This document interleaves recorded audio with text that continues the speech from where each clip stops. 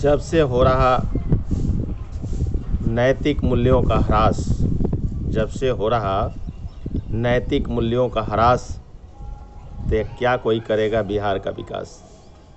जी हाँ दोस्तों, मैं कर्नल सुधीर कुमार सिंह, सेवानिवृत्त, आप सभी को, प्रबुद्ध साथियों को, गणमान्य साथियों को, सभी मातृशक्ति को, सभी हमारे युवा साथी को, सभी छात्र छात्राओं को, सभी शिक्षाविद को और सभी हमारे अन्नदाता किसान भाइयों को जय हिंद बोलता हूँ और फिर से प्रणाम करता हूँ। मकसद ये है कि बाढ़े वंश पिता के धर में, खेती उपजे अपना कर में। ये मैं इसलिए बोल रहा हूँ कि मैं कल हमारे आईजी रैंक के ऑफिसर अमिताभ ठाकुर जी को सुन रहा था और डीआईजी रैंक के अफसर नवनीत सिकेरा साहब को सुन रहा था।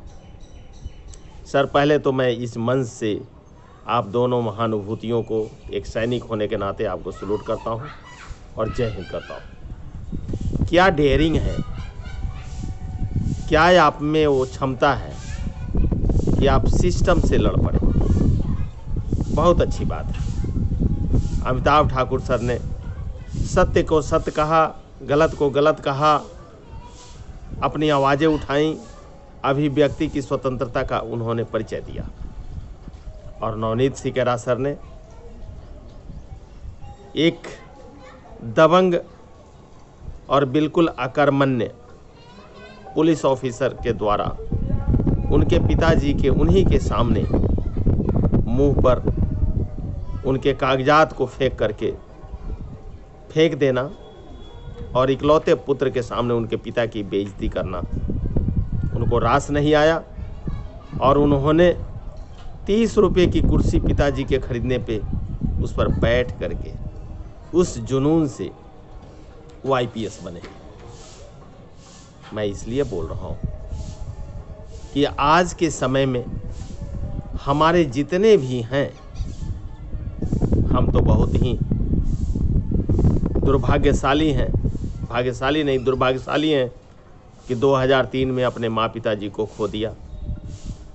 लेकिन आप सभी सौभाग्यशाली हैं जो आपके माता पिता आपके सामने मौजूद हैं। इसलिए ले लो दुआएं माँ बाप की, सर से उतरेगी गठरी पाप की। नवनीत सिकेरा साहब, आपको तहे दिल से जय हिंद है कि जब आप इंटरव्यू दे रहे थे तो आपके आंख से आंसू नहीं थम रही थी, सिर्फ और सिर्फ उस पिता के लिए जिन्होंने आपको साइकिल से बैठा करके आगरा में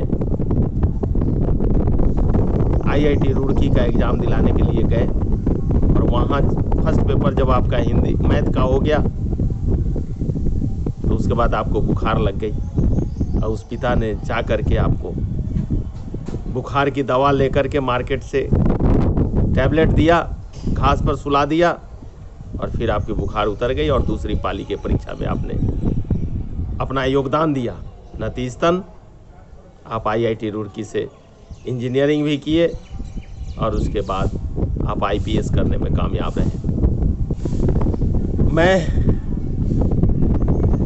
आज इस मंच के माध्यम से यही बताना चाह रहा हूँ कि हमारे जितने भी पुत्र हैं, हमारी जितनी भी पुत्री हैं, सभी अपने माँ बाप का ध्यान रखें।